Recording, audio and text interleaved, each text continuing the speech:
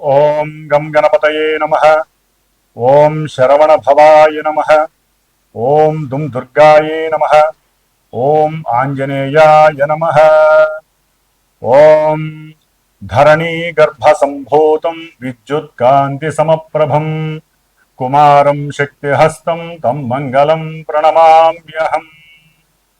శ్రీ అంగారకగ్రహదేవతాయే నమో నమః. ఆంజనేయాయ విద్మహే వాయుపుత్రాయ ధీమహి తన్నో హనుమత్ ప్రచోదయాత్. శ్రీ హనుమద్దేవతాయై నమో నమః. ఓం తత్పురుషాయ విద్మహే మహాసేనాయ ధీమహి తన్నో షణ్ముఖః ప్రచోదయాత్. శ్రీ సుబ్రహ్మణ్యేశ్వర స్వామినే నమో నమః. వీక్షిస్తున్నటువంటి ప్రేక్షకులందరికీ కూడా సుబ్రహ్మణ్యేశ్వరుడు అనుగ్రహం కలుగ్గాక.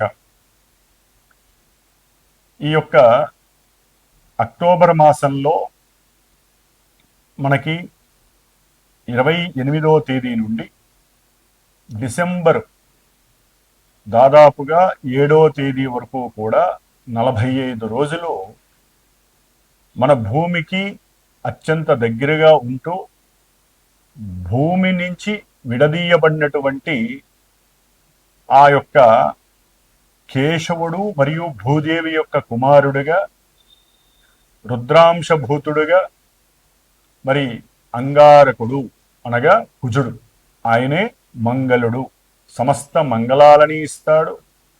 అట్లాగే ఈ కుజగ్రహం అనేటటువంటిది మోస్ట్ ఎనర్జెటిక్ పవర్ఫుల్ ప్లానెట్. అంటే ఈ అంతరిక్షంలో ఉన్నటువంటి గ్రహాలలో చాలా శక్తివంతమైనటువంటి గ్రహము.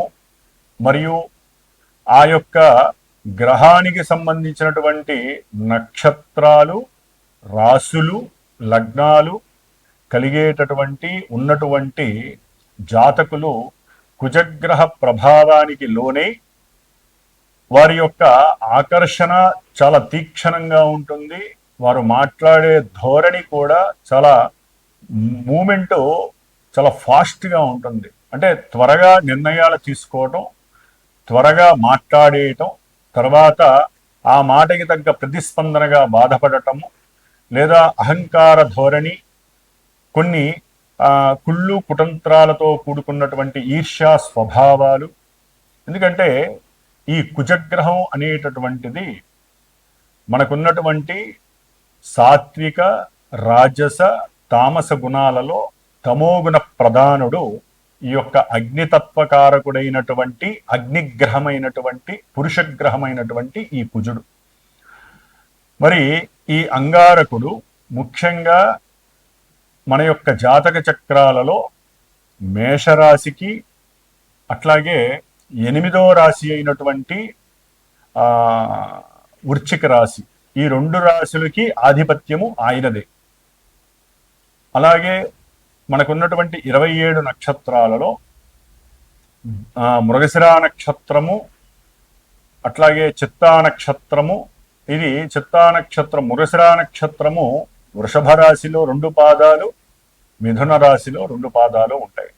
అంటే ఈ కుజగ్రహము ఇటు శుక్రుడు ఫలితాలని, ఈ యొక్క బుధగ్రహ ఫలితాలని నక్షత్ర రూపకంగా ఇస్తూ ఉంటాడు. అలాగే మనకి చిత్తా నక్షత్రము 2 పాదాలు కన్యారాశిలోను, 3-4 పాదాలు తులారాశిలోను ఉంటాయి. అంటే ఇక్కడ కూడా బుధగ్రహము, శుక్రగ్రహం ఇచ్చే ఫలితాలు ఈ నక్షత్ర జాతకులకి వర్తిస్తూ ఉంటుంది. ఫైనల్గా ఆయన ధనిష్ఠా నక్షత్రము ఇటు మకర రాశిలో 1-2 పాదాలు, కుంభరాశిలో 3-4 పాదాలు. అంటే ఏవైతే శత్రుదోషాన్ని కలిగి ఉన్నటువంటి, శత్రువులుగా ఉన్నటువంటి గ్రహాధిపతులు ఉన్నారో వారి యొక్క రాశుల్లోనే ఈ కుజగ్రహానికి సంబంధించిన నక్షత్రాలు ఉంటూ ఉంటాయి. కాబట్టి ఈ యొక్క కుజగ్రహ నక్షత్రాల వారు వివేకాన్ని కోల్పోతారు, ఎక్కువ శక్తి సామర్థ్యాలని చూపించి ఎంతో మందిని లొంగ తీసుకుంటారు, ముఖ్యంగా స్త్రీల పరంగా లొంగ తీసుకుంటారు. అట్లాగే వీరు మకర రాశిలో అట్లాగే కుంభరాశిలో ఉన్నారు కాబట్టి విశేషమైనటువంటి ఉద్యోగ ధర్మ బాధ్యతలని అధికంగా నిర్వర్తిస్తూ ఉంటారు. వీరికి ఒక పని కనుక అప్పచెప్తే ఆ పనిని మంచి యాటిట్యూడ్తో ఎటువంటి కార్యదీక్ష అనేటటువంటి పదాన్ని ఉపయోగించి అందరికన్నా నేనే ముందు చేయాలి, అందరిలో నేనే ప్రథమంగా ఉండాలి అని అత్యుత్సాహంతో మంచి ఆవేశపూరితంగా ఎటువంటి పనినైనా చేయగలుగుతారు. అయితే జాతకరీత్యా గనక వీరు సరైనటువంటి పరిస్థితుల్లో లేకపోయినట్లయితే, అంటే సరైన భావాలలో కానీ నక్షత్రాలలో కానీ లేకపోయినట్లయితే కోపము, ఆవేశము, అట్లాగే చిరాకు, మండిపాటుతనము, అవసరమైతే అవతల వాళ్ళ మీద చేయి చేసుకోవటము, కొట్టటము, అట్లాగే ఎక్కువగా వాహన ప్రమాదాలు, ఎన్నో రకాలైనటువంటి అగ్నిపరమైనటువంటి గండాలు, మృత్యు దోషాలు. ఎందుకంటే వృశ్చిక రాశి అనేటటువంటిది మృత్యు రాశి, 8వ రాశి కాబట్టి 8వ స్థానము, అదే ఆయుస్థానము ప్లస్ మృత్యు స్థానం అని కూడా అంటారు. కాబట్టి ఈ యొక్క కుజగ్రహము ఈ 45 రోజులు కూడా తన యొక్క స్వక్షేత్రమైనటువంటి వృశ్చిక రాశిలోకి 28వ తారీఖు అక్టోబరు ప్రవేశిస్తున్నాడు. కాబట్టి ఈ యొక్క అంగారక రాశి అయినటువంటి వృశ్చిక రాశిలో 3 నక్షత్రాలు ఉంటాయి. విశాఖ నక్షత్రము 4వ పాదము, అనురాధ నక్షత్రము 1, 2, 3, 4 పాదాలు, అట్లాగే జ్యేష్ఠ నక్షత్రము 1, 2, 3, 4 పాదాలు. ఈ యొక్క 3 నక్షత్రాలు 9 పాదాలలో ఆయన సంచారం చేసేటప్పుడు వీరిచ్చేటటువంటి నక్షత్రాధిపతులు ఇచ్చేటటువంటి ఫలితాలు, ఆ భావాది ఫలితాలు కుజగ్రహం చక్కగా ఇస్తూ ఉంటుంది. అది మంచి కావచ్చు, చెడు కావచ్చు. ముఖ్యంగా ఈయన ఉన్నటువంటి అంతర్గత రాశి ఇది చాలా డీప్గా ఉండేటటువంటి రాశి వృశ్చికము, స్కార్పియో అంటారు.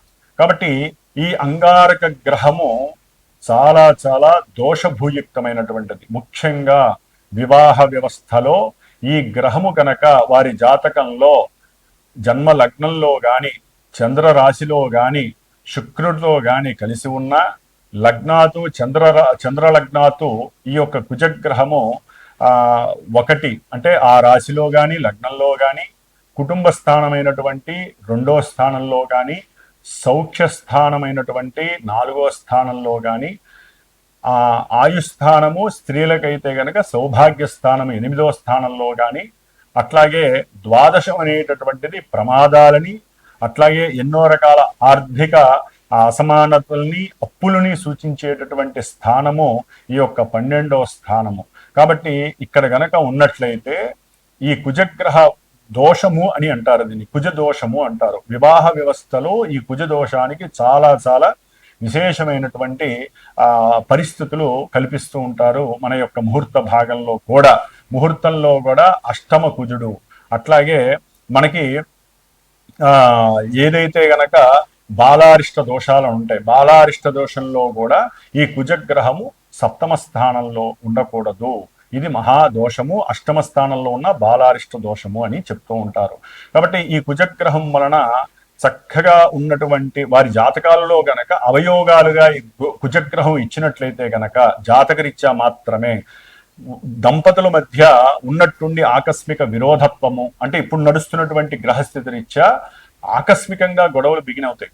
అంటే ఈ కుజగ్రహము ఏంటంటే స్త్రీల యందు ఎక్కువగా మక్కువ, తన యొక్క శక్తి సామర్థ్యాలతో ఆకర్షించటము, అట్లాగే ఎక్కువగా మోసపూరితమైనటువంటి అబద్ధాలతో కూడుకున్నటువంటి మాటలు చెప్పటము, అవతల వారిని అట్రాక్ట్ చేసి వారిని ఇబ్బంది పెట్టడము, అవసరమైతే నయాన భయానాన్ని మించి అవసరమైతే హత్యలు చేయడానికి కూడా ఈ కుజగ్రహం అనేటటువంటిది ఫోర్స్ఫుల్గా వారి యొక్క జాతకంలో ఉంటే అది ఇప్పుడు ప్రెసెంట్ యాక్టివేట్ అవుతూ ఉంటుంది. కాబట్టి అన్నదమ్ముల మధ్య విరోధత్వము కావచ్చు, భూ సంబంధిత ల్యాండ్ మ్యాటర్స్ కానీ ఏదైనా సరే, కబ్జాలు కావచ్చు, కబ్జాలు చేసిన వాడు మీ మీద పగ తీర్చుకోవచ్చు, లేకపోతే రియల్ ఎస్టేట్ రంగంలో ఎవరైతే ఏజెన్సీగా పనిచేస్తున్నారో స్థలాలు అమ్మిపించడానికి వారు కొంచెం జాగ్రత్తగా ఉండాలి. లేనిపోని అబద్ధపు మాటలు చెప్పకండి, అవతల వ్యక్తులు మీకు శత్రువులుగా మారే పరిస్థితి ఉంటుంది.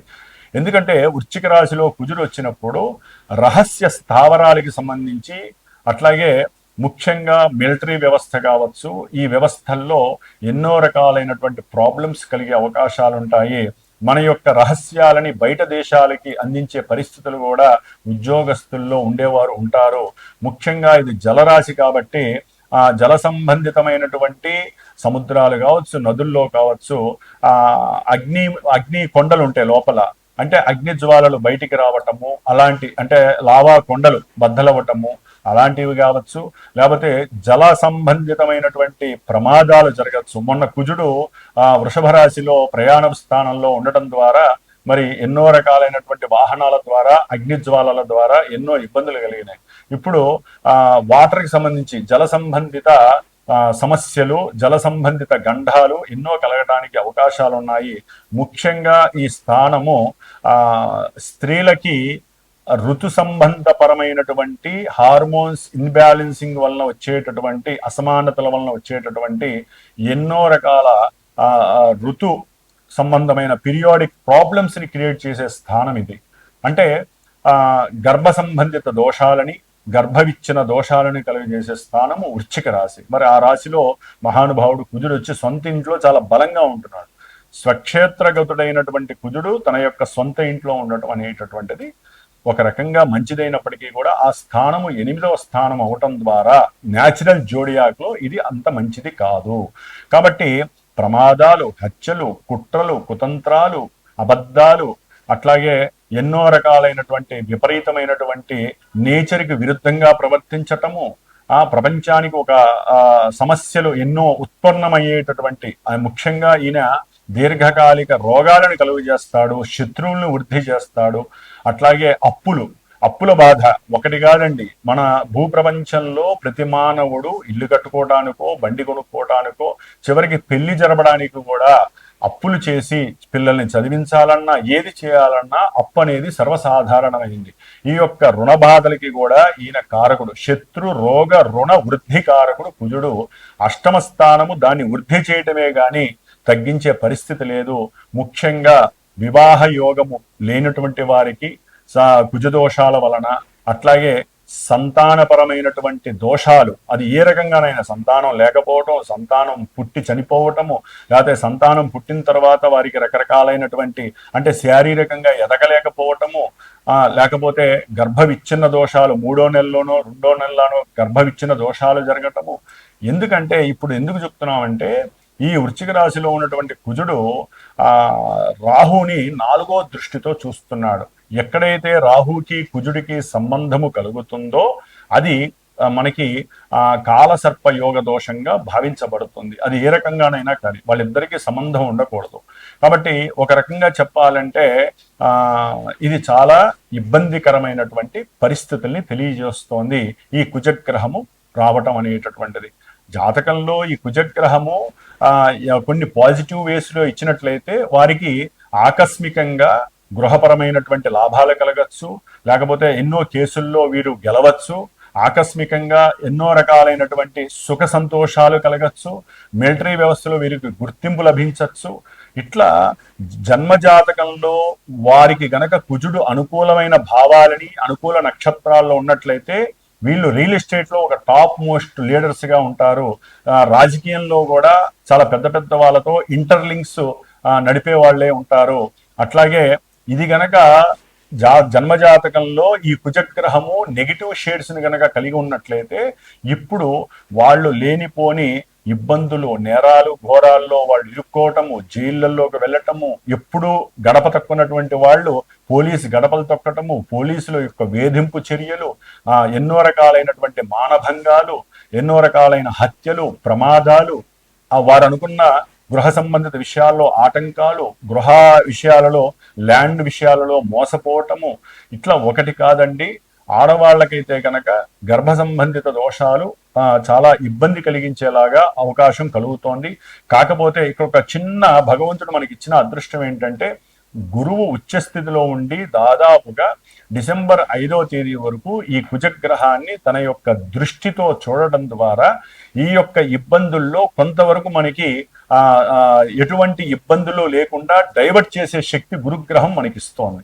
అయినప్పటికీ వివాహము, సంతానము, అట్లాగే భూ సంబంధిత కబ్జాలు, లేకపోతే కొంతమందికి అయితే గనక అన్నదమ్ములతో విరోధాలు, లేకపోతే ఆర్జితం అంటే అక్రమంగా వారి యొక్క ఆస్తులని గృహాలని ఎవరైనా ఆక్యుపై చేసి వీళ్ళని మోసం చేయటము, భయపెట్టడము, అవసరమైతే వారిని హత్య చేస్తానని బెదిరించటము, లేకపోతే ఇంట్లో అన్నదమ్ముల్లో అంతర్గత శత్రుత్వం పెరగటము, లేదా కుజదోషం ఉన్నటువంటి వాళ్ళకి ఓ పట్టాని వివాహం జరగకపోవటము, ఇవన్నీ కూడా ఈ కుజుడు అలాగే కుజుడు రాహుని చూడటం ద్వారా జరుగుతున్నాయి. కాబట్టి మీరు అవకాశం ఉన్నటువంటి వాళ్ళు ఎవరి జాతక చక్రంలోనైనా ఇలాంటి దోషాలు ఉంటే కనుక తప్పకుండా సంప్రదించండి.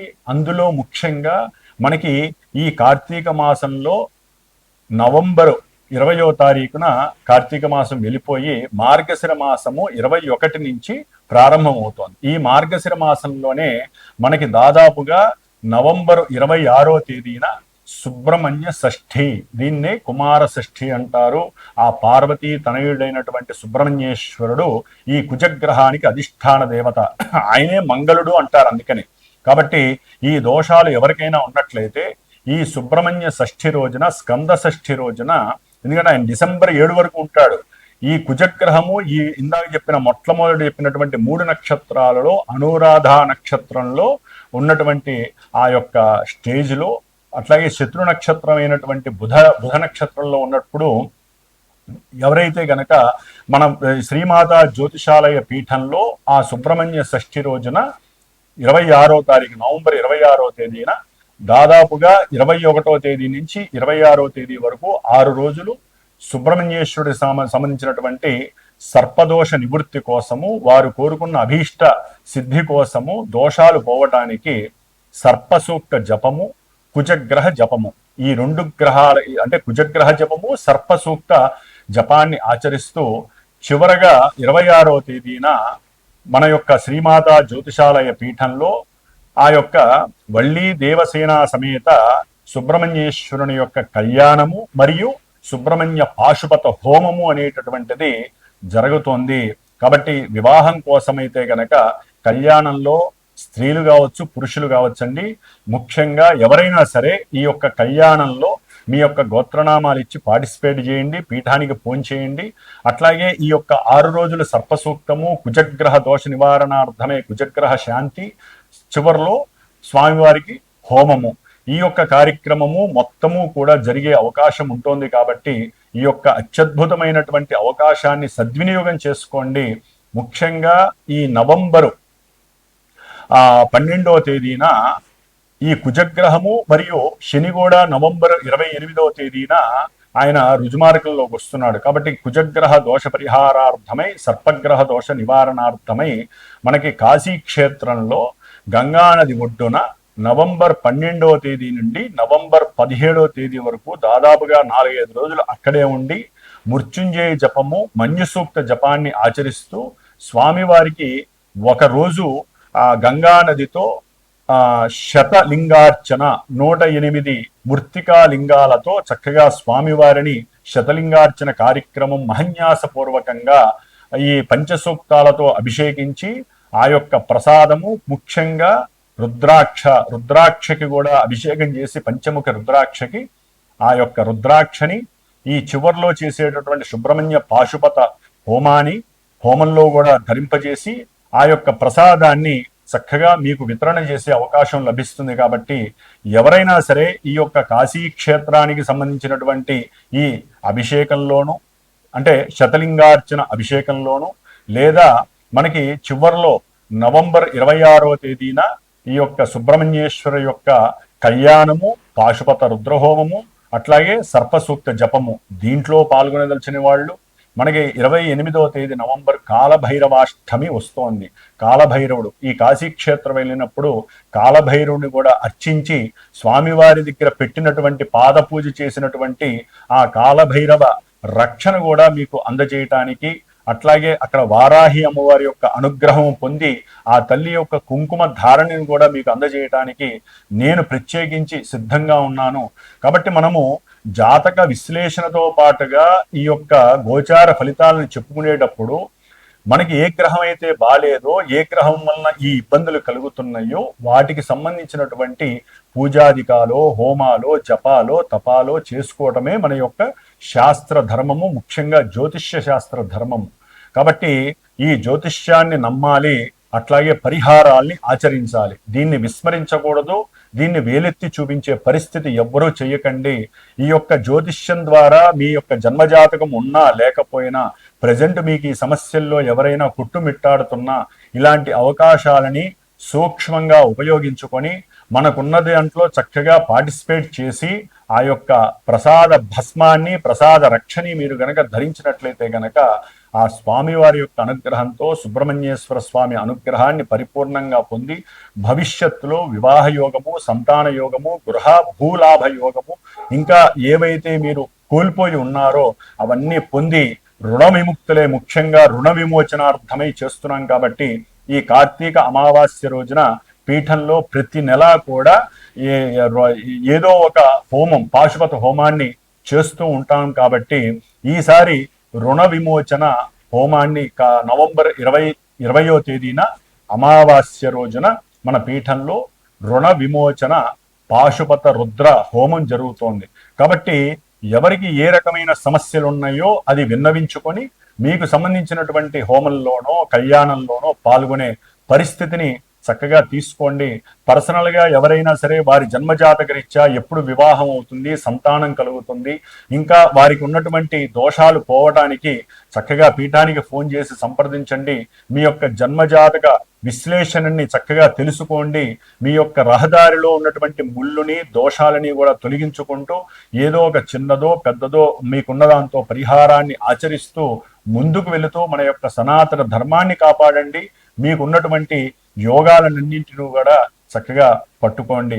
కాబట్టి ఇప్పుడు మేషాది ద్వాదశ రాశుల వారికి ఈ కుజగ్రహ ప్రభావము ఏ విధంగా ఉండబోతోంది, ఏ విధంగా వారు జాగ్రత్తలు తీసుకోవాలి 45 రోజులు అనేటటువంటి విషయాన్ని మనం గనక తెలుసుకున్నట్లయితే గనక ఇప్పుడు మేషరాశి వారికి ఏ విధంగా ఉంటుంది, తర్వాత మిగతా 12 రాశుల వారికి ఏ విధంగా ఉంటుందో చర్చించుకుందాం. సింహరాశి వారికి ఈ నెల అక్టోబర్ 27వ తేదీ నుండి డిసెంబర్ 7వ తేదీ వరకు కూడా 4వ రాశి అయినటువంటి స్వక్షేత్రమైనటువంటి వృశ్చిక రాశిలో కుజుడు చక్కగా యోగకారకుడై ఆయన సొంత ఇంట్లో ఆయన ఉంటున్నాడు. కానీ మనకి గ్రహ గోచార రీత్యా కొన్ని రూల్స్ ఉన్నాయి. 4వ రాశిలో కనుక కుజుడుండి ఆయన చూసేటటువంటి దృష్టుల రీత్యా ఆ యొక్క గ్రహాలకి, ఆ స్థానాలకి కూడా ఈయన చెడు చేస్తాడు అని. యాక్చువల్లీ జన్మజాతక రీత్యా జన్మజాతకంలో ఈ కుజుడు గనక జన్మ లగ్నం నుంచి కానివ్వండి, చంద్ర లగ్నం నుంచి కానివ్వండి 4వ స్థానంలో ఉంటే దాన్ని కుజ దోషము అంటారు. అట్లాగే కుజుడు రాహుని చూస్తున్నాడు, సప్తమంలో ఉన్నటువంటి రాహుని. దీన్ని వివాహ కలత్ర దోషం అని కూడా అంటారు. దీని ద్వారా ఇప్పుడు ప్రజెంట్ కూడా ఇది నడుస్తుందనే మనం భావించాలి. అంటే జాతకంలో ఉన్నంత వైబ్రేషన్స్ నెగిటివ్ లేకపోయినప్పటికీ ఒక రకంగా అవి ఇక్కడ అప్లికబుల్ అవడానికి అవకాశం ఉంటుంది. జాతకంలో ఒకవేళ వాళ్ళకి దోషాలు ఉంటే కనుక అంటే వివాహ వ్యవస్థలో పూర్తిగా పతనం ప్రారంభమవుతుంది. అట్లాగే ఈ కుజదృష్టి రాహు ఆల్రెడీ సప్తమంలో రాహు సింహరాశి వారికి, దానికి తోడు 4లో ఉండి కుజుడు చూడటం, దాని ద్వారా ఏమవుతుందంటే వీరికి గృహంలో సౌఖ్యము లభిస్తుంది. భార్యతో అవసరం లేని, అంటే భార్యాభర్తలు ఎవరైనా కావచ్చండి, ఒక కుటుంబము భార్యాభర్తలు అంటే అన్యోన్యత అంటారు. వాళ్ళిద్దరిలో ఒకళ్ళు ఇన్బ్యాలెన్సింగ్ అయినా సరే ఆ వ్యవస్థ, కుటుంబ వ్యవస్థ, గృహ వ్యవస్థ పాడైపోతుంది. ముఖ్యంగా వీరికి ఉన్నటువంటి గృహము, స్థలము ఏదో ఒకటి ఉంటుంది, అది పరగత హస్తం అవుతుంది, పరహస్తగతం అవుతుంది. అవతల వాళ్ళు గొడవపడో, బెదిరించో, వీళ్ళని భయపెట్టో, శత్రువులను పంపించో, దొంగల్ని పంపించో వాళ్ళని సిట్రేట్ చేస్తారు. అంటే భయభ్రాంతులకు గురి చేసి వీళ్ళవన్నీ లాగేసుకునే పరిస్థితి కూడా సింహరాశి వారికి ఈ కుజగ్రహం ఇక్కడ ఉండటం వల్ల కలుగుతుంది. దానివలన గృహంలో ఆకస్మికంగా వాహన పరంగానో లేకపోతే పిల్లల యొక్క చదువు పరంగానో కొంత ధన నష్టము కలగడానికి అవకాశం ఉంటుంది. అట్లాగే కుటుంబంలో వీరి మాట వినేవాళ్ళు లేక ఈ సింహరాశి వాళ్ళు ఒక పిచ్చెక్కినట్టుగా ప్రవర్తించే పరిస్థితి ఉంటుంది. అంటే ఫుల్ నెగిటివ్ వైబ్రేషన్స్ క్రియేట్ అయ్యే అవకాశం ఉంటుంది. వాహనాల్లో ప్రయాణం చేసేటప్పుడు కొంచెం జాగ్రత్త వహించండి. అనవసరంగా సెల్ ఫోన్స్తో మాట్లాడుతూ మాత్రం, అది ఎంత పనైనా సరే సెల్ ఫోన్స్ మాట్లాడడము, అట్లాగే అవసరం లేని కొన్ని మత్తు పానీయాలు సేవించి మాత్రము దయచేసి ఏ ప్రయాణము చేయకండి. వీళ్ళనే కాదండి, ఎవ్వరూ కూడా. ఎందుకంటే ఈ కుజుడు శని నక్షత్రంలో ఉంటాడు. శని నక్షత్రంలో ఉన్న 1 నుంచి 18వ తేదీ నవంబరు ఎవరు కూడా ఏ నక్షత్రము ఏ రాశి వాళ్ళు మత్తు పానీయ పదార్థాలు స్వీకరించి ప్రయాణాలు చేయకండి. దాని వలన లేనిపోని ప్రమాదాలు. మొన్నే చూసాం కదా, ఒక బస్సు యాక్సిడెంట్ కూడా జరిగింది. ఎవడో తాగి రోడ్డు మీద పడిపోయాడు, తెలియకుండా బస్సు ఆ వాహనాన్ని ఎక్కేసి ఆ బస్సు మొత్తం కాలిపోయి ఎంతో మంది ప్రాణాలని హరించేసింది. ఒక్క మనిషి చేసిన పొరపాటు, మందు అనేది తాగటం ద్వారా ఆ వ్యక్తులకి పాపం తెలియనటువంటి వాళ్ళందరూ చిన్నపిల్లలతో పెద్దవాళ్ళు కూడా ఎన్నో ఇబ్బందులు పడ్డారు కదండి. కాబట్టి మందు తాగటం తప్ప ఒప్ప తర్వాత విషయం అండి. చక్కగా ఒక చోట కూర్చొని స్థిరంగా చక్కగా ఆ పదార్థాన్ని వాళ్ళు అమృతపానీయం అనుకుంటారు, ఆ తీర్థాన్ని స్వీకరించి చక్కగా అక్కడే పడుకోండి. దానివల్ల ఎవరికి నష్టం లేదు. మహా అయితే మీకు అనారోగ్య లోపాలు, గుండెకి సంబంధించినటువంటి హార్ట్ అటాకులు, మందు తాగిన వాళ్ళకి ఎక్కువగా తాగుతూ ఉంటారు కొంతమంది, బాగా చీప్గా దొరికేటటువంటి మత్తు పదార్థాన్ని. వాళ్ళందరికీ కూడా చక్కగా కొంతమంది ఈ రాహుతో సంబంధం ఉంది కాబట్టి నోట్లోంచి కూడా నాకు ఆ మాట రావట్లేదండి, పొగ రూపంలో వచ్చేటటువంటి కొన్ని పీలుస్తూ ఉంటారు చక్కగా. వాటి వలన చక్కగా గుండె నొప్పులు వస్తాయి, చక్కగా హార్ట్ అటాకులు వస్తాయి, అట్లాగే హాస్పిటల్లో సర్జరీలు అవుతాయి, బీపీ రేటు పెరుగుతుంది. కాబట్టి ఇవన్నీ మానేశారనుకోండి, అసలు ఎటువంటివి ఇలాంటివి తీసుకోకపోతే చక్కగా కుజగ్రహ అనుగ్రహంతో సుబ్రహ్మణ్యేశ్వర స్వామి అనుగ్రహం మీ మీద పడుతుంది. ఎటువంటి అనారోగ్య సూచనలు ఉండవు. కాబట్టి సింహరాశి వాళ్ళు ఎట్టి పరిస్థితుల్లో చెడు వైపుకి వెళ్ళకండి. ముఖ్యంగా విద్యార్థులు చెప్తున్నానండి, కాన్సన్ట్రేషన్తో చదువుకోండి, మంచి ఉన్నత స్థాయికి వెళ్ళండి. ఈ 45 రోజులు విద్యార్థులకి చాలా గండకాలము అని కూడా చెప్పుకోవచ్చు. అట్లాగే ముఖ్యంగా అనుకున్న అభీష్టాలు, అంటే ఒక గృహం అమ్మే విషయంలో కానీ, గృహం కొనే విషయంలో కానీ, బాండింగ్ సంతకాలు చేసే విషయంలో కానీ, రిజిస్ట్రేషన్ చేసే విషయాల్లో కానీ, అవతల వాడి నుంచి మోసాలు జరగటము, డబ్బులు తీసుకొని ఎగ్గొట్టి పారిపోవటం, ఇలాంటివి కూడా జరిగే అవకాశం ఉంటుంది. కాబట్టి ఇలాంటి వాళ్ళు కూడా ఈ అమావాస్య మా పీఠంలో జరిగే హోమాల్లో కానివ్వండి, లేకపోతే ఇందాక చెప్పినటువంటి కాలభైరవుడి యొక్క అనుగ్రహం పొందండి మీరందరూ కూడా. ఆయన అష్టకాన్ని రోజు 2 సార్లు చదవండి, చక్కటి యోగ్యత కలుగుతుంది. ఏదేమైనప్పటికీ వీళ్ళు కుజగ్రహ స్తోత్రాన్ని చదవండి, కందివప్పు దానం చేయండి, సుబ్రహ్మణ్యేశ్వరుడు యొక్క అష్టోత్తరంతో నిత్యము అర్చించండి. అన్ని శుభాలు మీకు జరుగుతాయి సింహరాశి వారికి. ఓం సుబ్రహ్మణ్యేశ్వరాయ నమః.